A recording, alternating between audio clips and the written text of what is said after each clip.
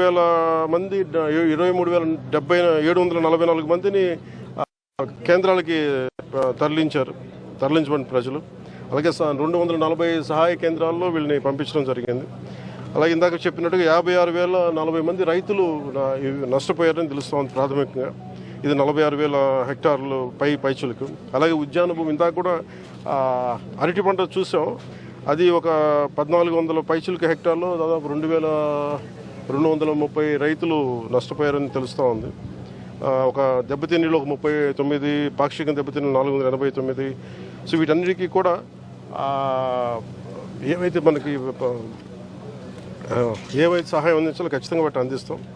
అలాగే యాక్సిడెంట్ జరిగింది పాపం, బైక్లో వస్తే చెట్టు విరిగిపడిపోయినాయి, అధిక రక్తస్రావం చనిపోయిన శ్రీ కోయా సుబ్బారావు గారు, వారి కుటుంబానికి మా ప్రగాఢ సానుభూతిని తెలియజేస్తాం.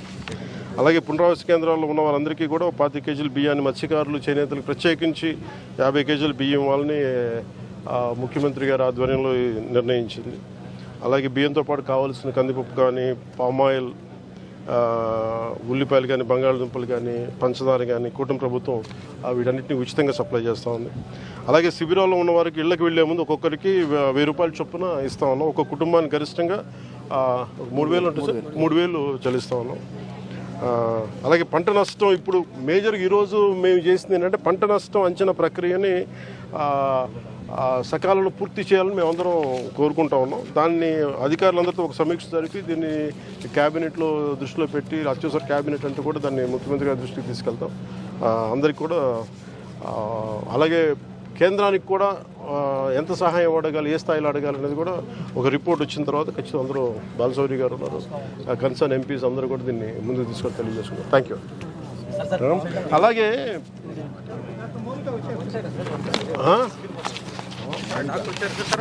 డాక్టర్ గారు కంగ్రాచులేషన్, చాలా చాలా అద్భుతమైన పని చేశారు.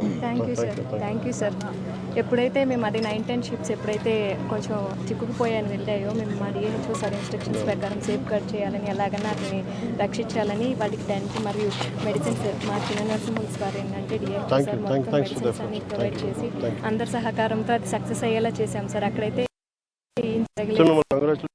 చాలా గ్రేట్ ఎఫర్ట్స్. చాలా థ్యాంక్ యూ సార్. చాలా ఆర్మీలో నెంబర్ 1గా ఉంటుంది సార్. అవునా? Thank you sir. ఓకే మా మీరు అంటే అలాగే మేజర్ అంటే ఇంకా ఇంత డ్యామేజ్ తగ్గడానికి కూడా ఏంటంటే డ్రైన్స్ని కూటమి ప్రభుత్వం రాగానే ఎక్కడికక్కడ తీయడం జరిగింది. దానివల్ల ఆ డ్యామేజ్ ఇంపాక్ట్ చాలా తగ్గిందని చెప్పాలి. మెయిన్గా ఈ డ్రైన్ అవుట్ఫాల్ స్లూయిస్కి సంబంధించి మున్నార్ బుద్ధప్రసాద్ గారును, బాలశౌరి గారు, మంత్రి గారు దృష్టికి పట్టుకొచ్చారు. దీని స్థానంలో కొత్త బ్రిడ్జ్ ఉంటే బాగుంటుంది అనేది వారి ప్రత్యేకంగా చెప్తా ఉన్నారు.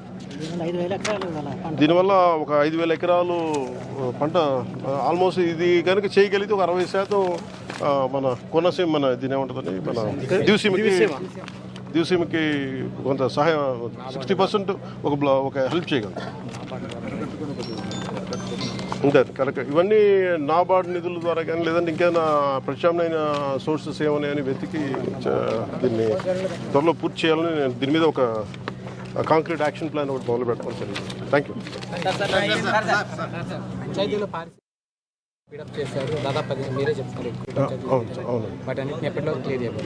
అంటే నిన్న రివ్యూ మీటింగ్ చేసినప్పుడు దాదాపు వాళ్ళు అడిగింది ఏంటంటే మేజర్గా ఈరోజు చేసేస్తామని చెప్పారు.